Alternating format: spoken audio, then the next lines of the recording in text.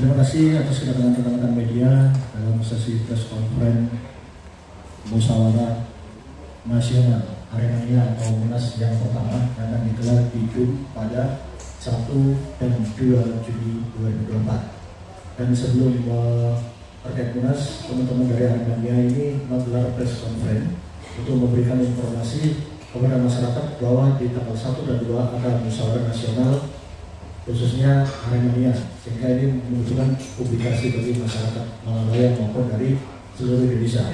Dan kami perkenalkan di sebelah saya adalah Mas Dian sebagai selaku Ketua Munas Aremania. Kemudian dari sebelahnya ada Pak Samsul selaku tim 9 yang menjadi perumus, dan sebelahnya lagi ada Mas Sarul selaku asesor yang juga mempunyai peran penting dalam menentukan calon presidium.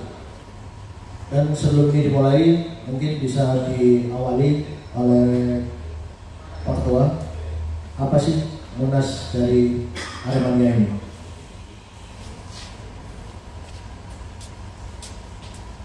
Baik, terima kasih Mas Ferry. Assalamualaikum warahmatullahi wabarakatuh. Salam satu dua. Oke, apa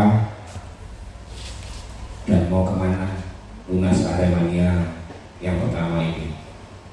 Jadi memang kami ini dari basic supporter semua yang memang kita sama-sama menginginkan adanya legalitas untuk supporter, terkhusus kita berbicara di ranahnya supporternya Arema, baik itu supporternya Arema FC maupun Arema Indonesia.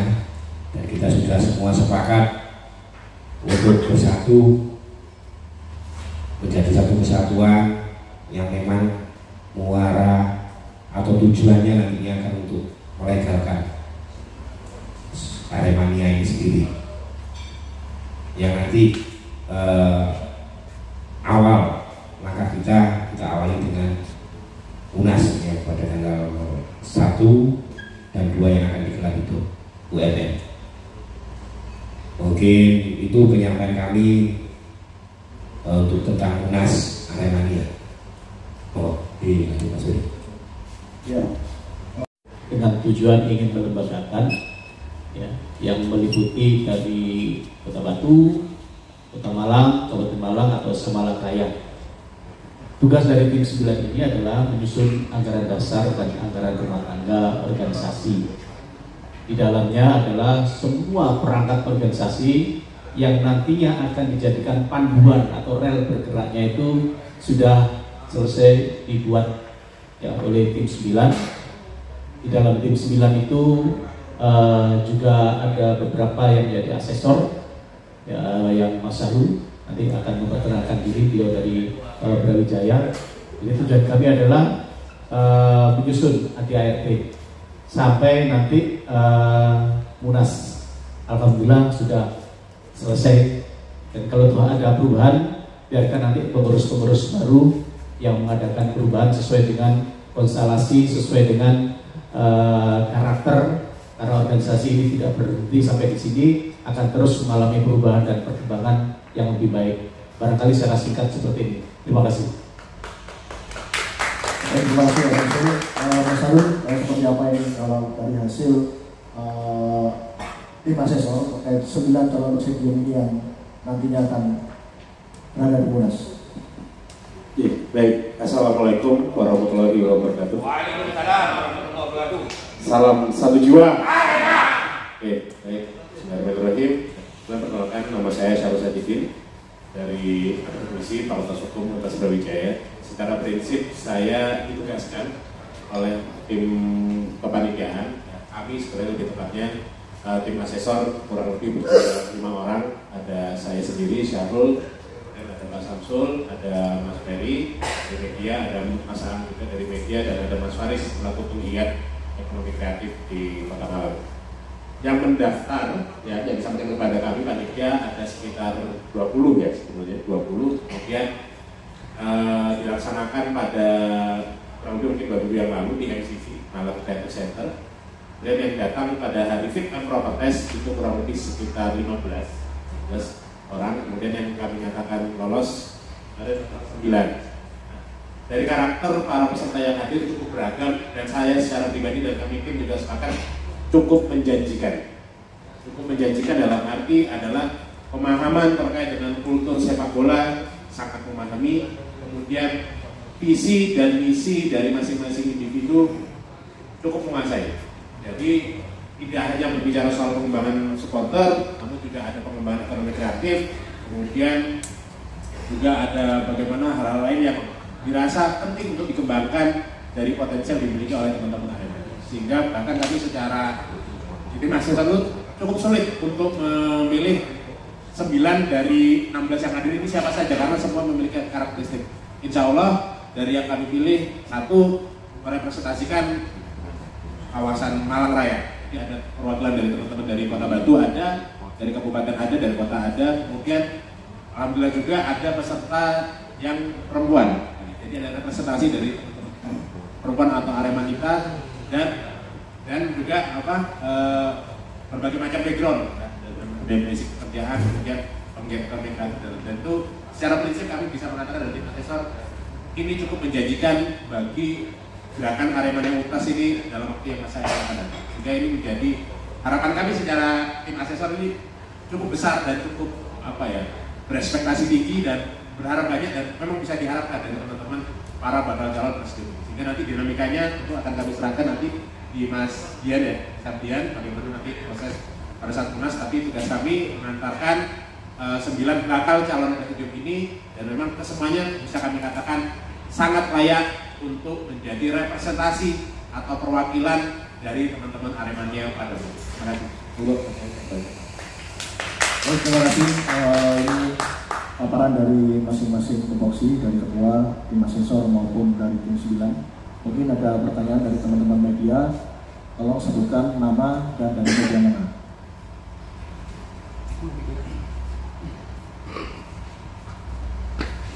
Terima kasih. Assalamualaikum warahmatullahi wabarakatuh.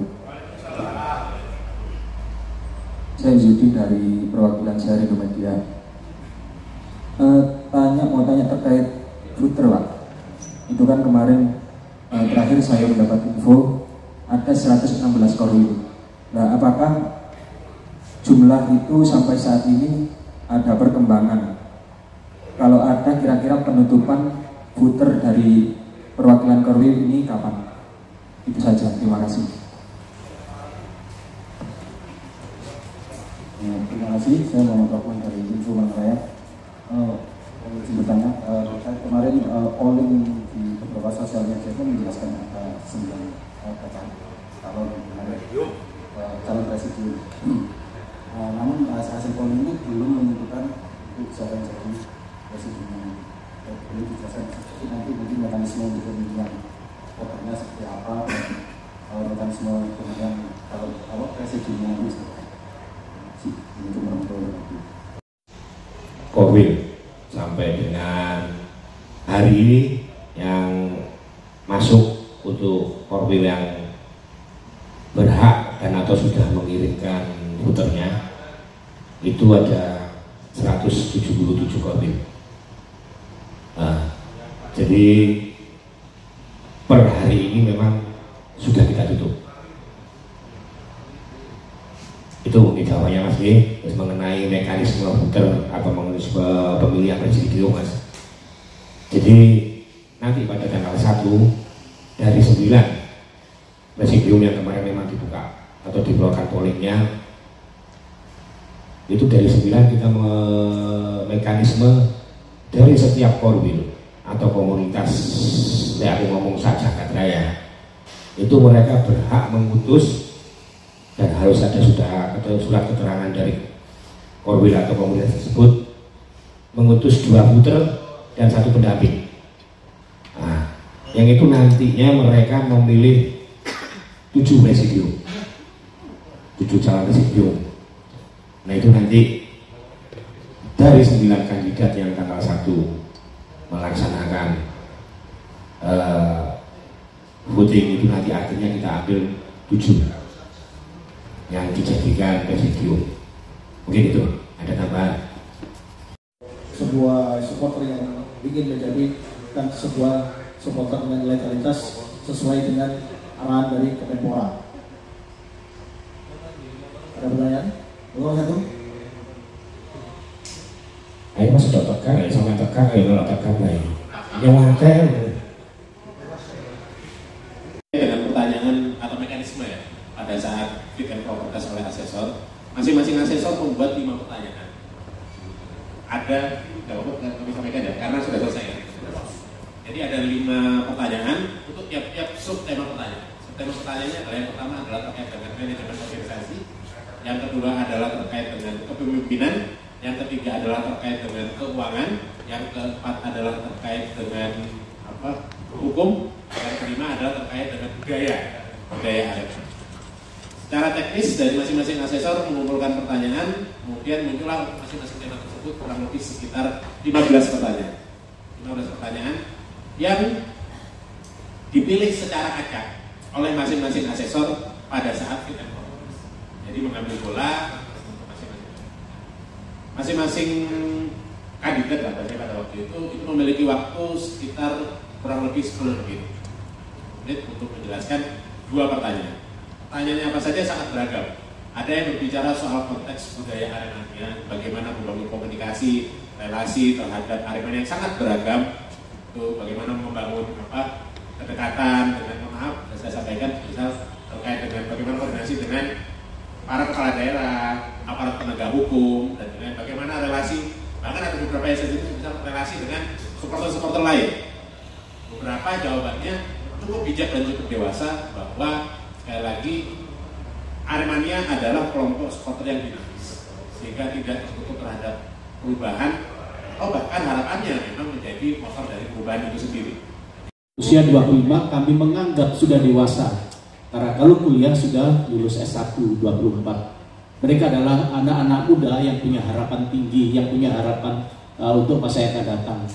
Kenapa harus usia 45? Ini hubungannya dengan tribun. Di Aremania tidak bisa dipisahkan bahwa ada yang mencari tribun, ada yang sudah duduk di tribun, ada yang sudah kehilangan tribun. Dan mereka berharap ada satu kerjasama, satu ikatan, satu tanggungan yang halus. Bahwa bagaimana mereka yang sudah kehilangan tribun karena usianya tidak lagi mampu berjingkrak-jingkrak, tapi menuangkan pemikiran-pemikiran masa lalunya, biar anak-anak muda ini akan melanjutkan beberapa pemikiran yang mungkin sesuai dengan konstelasi saat ini. Itulah sebabnya di kepengurusan nanti ada yang dinamakan mahkamah Dewan Etik ya, yang kawan-kawan akan menyebutnya dengan makar, Mahkamah Konstitusi Aremania, yang mengontrol jalannya organisasi ini. Ada penasehat ya, yang akan menjadi membackup, banyak yang yang akan mendampingi, sehingga harapannya tujuan berdirinya Aremania 1 ini tidak sampai melenceng dari tujuan yang sudah di ADART ya, karena ini adalah betul-betul embrio ya, makanya saya katakan ini bagai oase di padang tandus bagi dunia persepakbolaan di Indonesia. Aremania mengawali, semoga Aremania tetap ada yang terdepan di dalam banyak inovasi dan berbagai macam kreasinya. Terima kasih. Masih ada waktu untuk bertanya. Monggo Mas Agung.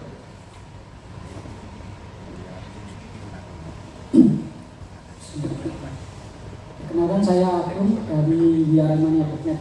Saya mau tanya kepada Pak Samsul ya, sebagai Ketua Tim 9. Nah, tadi kan dijelaskan Presidium Aremania 1 ini akan dijadikan sebagai organisasi modern. Nah, itu nanti bentuknya seperti apa, Pak? Lalu struktur organisasinya seperti ketua atau jabatan-jabatan lainnya itu seperti apa nanti, Pak? Lalu kedua, untuk Sambian sebagai ketua, tadi kan dijelaskan akan mengundang supporter dari selain Aremania ya, saya. Nah, sejauh ini sudah ada konfirmasi dari mana saja yang sudah mengonfirmasi untuk datang? Terima kasih. Ya. Salah satu ciri organisasi modern itu adalah ada kepengurusan. ada sedikit kekhawatiran kalau Aremania itu ada satu pengurus yang menjadi ketua. Kekhawatiran ini bukan muncul saat ini, tapi sudah muncul 20 tahun yang lalu. Bahwa mengorganize Aremania sebagai organisasi modern ada kekhawatiran dibawa ke ranah politik. Kekhawatiran itu terus menyelimuti hati Aremania sampai sekarang muncul ide baru.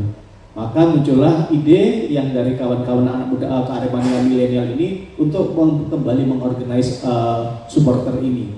Karena banyak kelemahan tanpa organisasi ini. Tidak ada ketua, terus bagaimana kolektif kolegial yang dinamakan presidium.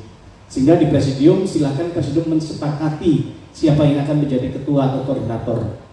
Terserah, bisa bergantian tiap waktu yang mereka akan tentukan sendiri. Terus kepengurusannya bagaimana? Silakan presidium akan menyusun kepengurusan seksi-seksinya apa yang dibutuhkan.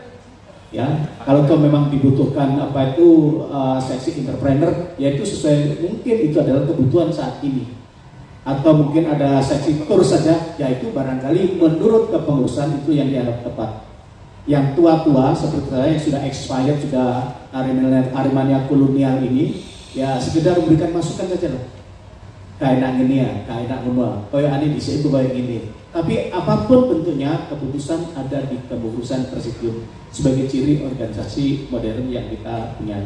Jadi itu maksudnya. Tapi jangan terlalu berekspektasi akan ini akan menjadi organisasi yang besar. Bagaimanapun juga, tadi saya katakan ini bagai oase di padang tandus. Ini adalah sebuah fondasi kuat untuk melanjutkan perjalanan Aremania ke depan. Kalau tidak, maka akan saling mencabik sesama Aremania karena kita tidak bisa kontrol. Siapapun berhak menamakan dirinya Aremania dengan berbagai macam dinamika dan variasi perilakunya. Kalau positif, oke. Kalau negatif, Aremania secara keseluruhan yang akan menerima dampaknya. Hal-hal kecil inilah yang kita mencoba untuk meminimalisir, ya, sehingga betul-betul ciri sebagai organisasi modern akan menjadi mercusuarnya supporter di seluruh Indonesia. Itu adalah gambaran kami di tim 9 kemarin seperti ini. Nah, dengan ketahui untuk supporter lain itu memang sifat kami tidak mudah. Kita memang mengabarkan ke beliau-beliau bahwa kita akan punya gawe. Dengan kita mengabarkan, alhamdulillah mereka respect dan support, bahkan mereka sendiri yang bersedia untuk datang menjadi saksi pada saat ini. Memang ada beberapa supporter yang memang sudah konfirm ke kita untuk hadir. Ada dari Tangerang, ada Smack juga, dari Solo juga ada, Semarang, terus bahkan Persib sama The Jack. Nah itu, sama ada Trans juga. Itu mereka semua yang sudah konfirmasi ke kami untuk bisa ikut menyaksikan Munas. Muncul pertanyaan dengan kasus kandidat, dan mungkin karena belum ditanyakan, tapi sudah saya sampaikan juga terkait dualisme juga ada pertanyaan. Masing-masing presidium menjawab dengan cukup baik bahwa itu secara pribadi masih merupakan concern mereka. Tapi soal caranya bagaimana, metodenya seperti apa, terusnya seperti apa, itu nanti akan diurut di internal organisasi. Jadi tes yang dilakukan oleh asesor pada waktu itu menanyakan sejauh mana kedalaman, pemahaman, dan harapan mereka terkait dengan kondisi-kondisi faktual yang maaf pada saya adalah menjadi keresahan bagi seluruh Aremania pada hari itu mampu mereka jawab dan mereka memahami bahwa memang itu ada fakta persoalan yang masih menjadi kendala bagi Aremania baik secara personal maupun secara komunitas maupun nanti secara organisasi, sehingga itu masih menjadi pembahasan mereka. Tapi selebihnya nanti mekanisme internal organisasi lah akan mengatur bagaimana caranya seperti apa. Dan kami di Mas Esor tidak dalam kompetensi mengarahkan ya, ini begini tidak, tapi kami tanyakan dan mereka menjawab dan respon dengan cukup baik pertanyaan jawaban-jawaban dari mereka. Dan mereka punya keinginan, setidaknya kan itu, mereka punya will untuk bahasanya adalah menyelesaikan dalam konteks bagaimana caranya harus jawaban nanti mekanisme organisasi lainnya. Jadi ada beberapa mungkin sekitar 3-4 itu mendapatkan pertanyaan terkait dengan tapi nanti mekanisme organisasi. Jadi jangan sampai nanti soal kendaraan, nanti kan sumbernya kan teman-teman presidium.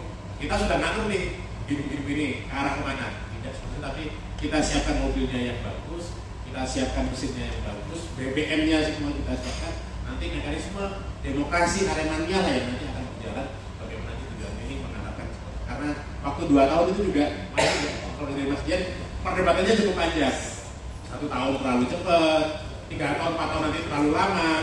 Jadi 2 tahun kita anggap waktu yang ideal lah. Itu tidak terlalu lama.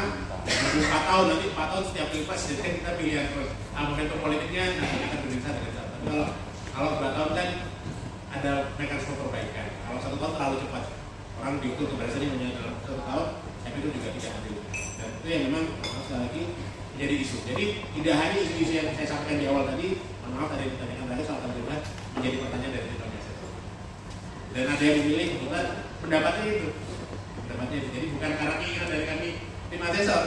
Tim asesor memasukkan itu dalam list pertanyaan dan ada yang kebetulan memilih dan tidak tahu sebelumnya. Ketika dilihat nomor 5, tunjukkan nomor 5 pertanyaan apa soal dualisme dan jadi intinya kasus ini bukan fokus kita hanya di Munas dan legalitas. Setelah itu PR dari para presidium itu